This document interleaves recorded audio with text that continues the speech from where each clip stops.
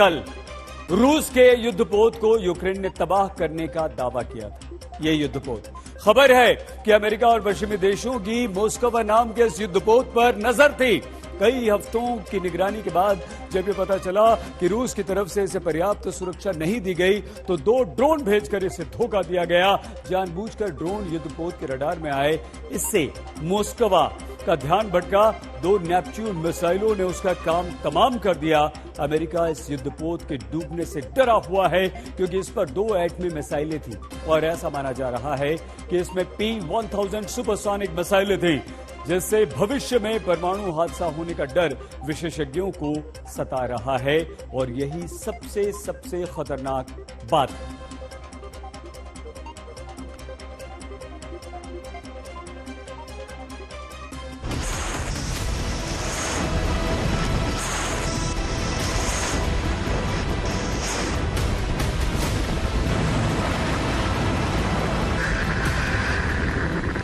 अप्रैल 2021, जगह काला सागर। रूसी युद्धपोत मोस्कोवा से एक सुपरसोनिक मिसाइल दागी जाती है।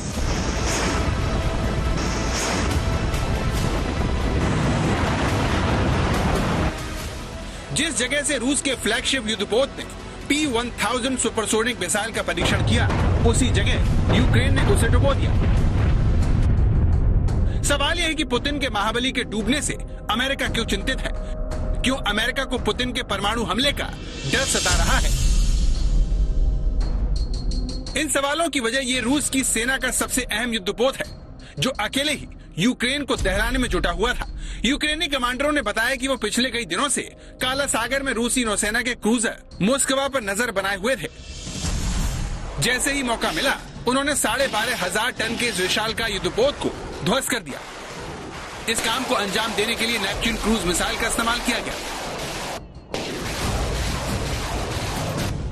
बार कतार TB2 ड्रोन से पहले इसे धोखा दिया गया, जिससे मोस्कोवा क्रूजर के प्रोटेक्टिव सेंसर्स अपनी तरफ से तेजी से बढ़ती नेपच्यून क्रूज मिसाइलों को नहीं देख पाए। ये मिसाइलें समुद्र की सतह से बिल्कुल नजदीक उड़ान भर रही थी। इस वजह से युद्धपोत के रडार इन्हें पकड़ नहीं सके। 2 नेपच्यून मिसाइलों के टकराते ही 611 फीट लंबे मोस्कोवा पर भयानक विस्फोट के बाद आग लग गई और ये युद्धपोत डूब गया। दुनिया भर के जानकारों का दावा है कि युद्धपोत P-1000 सुपरसोनिक मिसाइलों से लैस था। माना जा रहा है कि मोस्कोवा से नेपच्यून मिसाइलों के टकराने से ये युद्धपोत पानी में डूबा, जिसके बाद दुनिया भर के एक्सपर्ट किसी परमाणु हादसे की आशंका से डरे हुए हैं, क्योंकि समंदर में परमाणु हथियारों से लैस सुपरसोनिक मिसाइल कभी भी किसी बड़े खतरे की वजह बन सकती है। ये देखिए, आपकी टीवी स्क्रीन पर जो मिसाइल दिख रही है वो P-1000 सुपरसोनिक क्रूज मिसाइल है, जिन्हें रूस की सेना ने मोस्कोवा पर अमेरिकी एयरक्राफ्ट कैरियर पर हमले के लिए तैनात कर रखा था और जिसका परीक्षण रूस ने पिछले साल अप्रैल में दुनिया को करके दिखाया था। अब सवाल यह है कि रूस के डूबे वॉरशिप में परमाणु मिसाइलों के भी डूबने से आसपास के देशों को क्या खतरा है और क्यों इससे दुनिया को चिंतित होना चाहिए? रूस का जो वॉरशिप डूबा है वो अपने आप में उनके लिए एक बहुत धक्का है, बहुत बड़ा धक्का है। और अगर वो नेपट्यून मिसाइल के जरिए डूबा है तो और भी बड़ा धक्का है रशिया को मिलिटरली, बिकॉज नेपट्यून मिसाइल की बात यह है कि ये कोई वेस्टर्न सप्लाइड मिसाइल नहीं है। ये वहीं की फैक्ट्रीज ने, आतम ने, आर्सेनल ने, उनके जो खार्किव की फैक्ट्री है, ये उनके लोगों के लूच का डिज़ाइन किया हुआ वो है मिसाइल है। तो अगर उससे उन्होंने इतने उनके प्रोमिनेंट वॉरशिप को डुबो दिया जो कि मेजर था, तो ये यूक्रेन के लिए बहुत बड़ी सक्सेस स्टोरी है और रशिया के लिए बहुत चिंता का विषय है मिलिटरली। वो डेड फॉर्म में होते हैं, अगर वो डूब जाते हैं या जल समाधि लेते हैं तो उसमें रेडिएशन का इसका कोई खतरा नहीं होना चाहिए।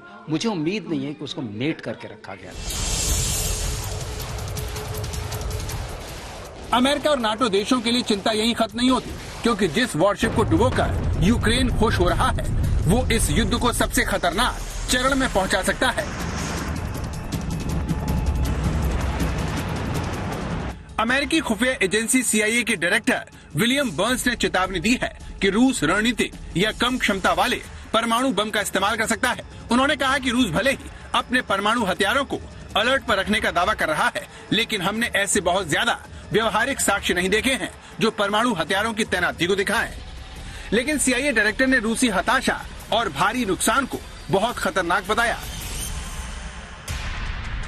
रणनीतिक या कम क्षमता के परमाणु हथियार उन्हें कहा जाता है जो युद्ध क्षेत्र में इस्तेमाल के लिए डिजाइन किए जाते हैं। कई विशेषज्ञों का कहना है कि रूस के पास ऐसे करीब 2000 परमाणु बम हैं, जिन्हें एयरफोर्स, नेवी और जमीनी सेना की मदद से शत्रु के खिलाफ दागा जा सकता है। मोस्कवा के डूबने को रूस ने अपनी प्रतिष्ठा से जोड़ लिया है। दावा है कि रूस ने उस जगह को तबाह कर दिया जहां नेपच्यून मिसाइल बनाई जा रही थी। हालांकि यूक्रेन ने इससे इनकार कर दिया, लेकिन फिर भी रूस के सरकारी टेलीविजन के एंकर इस घटना को तीसरे विश्व युद्ध की शुरुआत बता रहे हैं। We obviously take any potential nuclear threat very, very seriously. And we noted early on in the conflict when Mr. Putin decided to offer some bellicose rhetoric with respect to nuclear capabilities that we noted at the time that we took that seriously and that we continue to monitor it as best we can. Moskva को खोने से काला सागर में रूस की स्थिति कमजोर होगी, लेकिन एक वॉरशिप के डूबने भर से पुतिन परमाणु हमला कर देंगे या फिर उम्मीद के मुताबिक कामयाबी न मिलना पुतिन के लिए एटम बम का बटन दबाने के लिए क्या काफी होगा? इस बारे में हमने एक्सपर्ट से पूछा। ये दलील तो बिल्कुल काफी नहीं है और मैं ये नहीं सोचता हूँ कि अभी वो मौका पहुंचा है या वो स्थिति आई है जब उनको एटम बम गिराने की इवन मिलिटरली कोई जरूरत पड़े, क्योंकि अभी जो अस्त्रों का या शस्त्रों का जो एस्केलेशन होना है, अभी उनके पास और भी बहुत से ऑप्शंस हैं जो इस्तेमाल में नहीं आए हैं। तो ये समझना कि अभी वो एटम बम गिरा देंगे जैसी कि बातें चल रही हैं और CIA के डायरेक्टर ने भी एक अनुमान लगाया है, मेरा सोचना है कि अभी वो मौका नहीं आया है और वो ऐसी हरकत करने से पहले उन्हें दसियों बार सोचना पड़ेगा। ये अपने आप में एक बहुत बड़ा आगाज़ होगा, एक बहुत बड़ी चिंता का विषय ही नहीं, एक बहुत जो कहते हैं ना वाटरशेड मोमेंट होगा पूरे वॉर में। मोस्कवा को लेकर रूस जो भी दावा करे, लेकिन सच ये है कि यूक्रेन ने अमेरिका और नाटो के साथ मिलकर इसे डुबो दिया है और ये पुतिन की प्रतिष्ठा के लिए किसी बड़े झटके से कम नहीं है।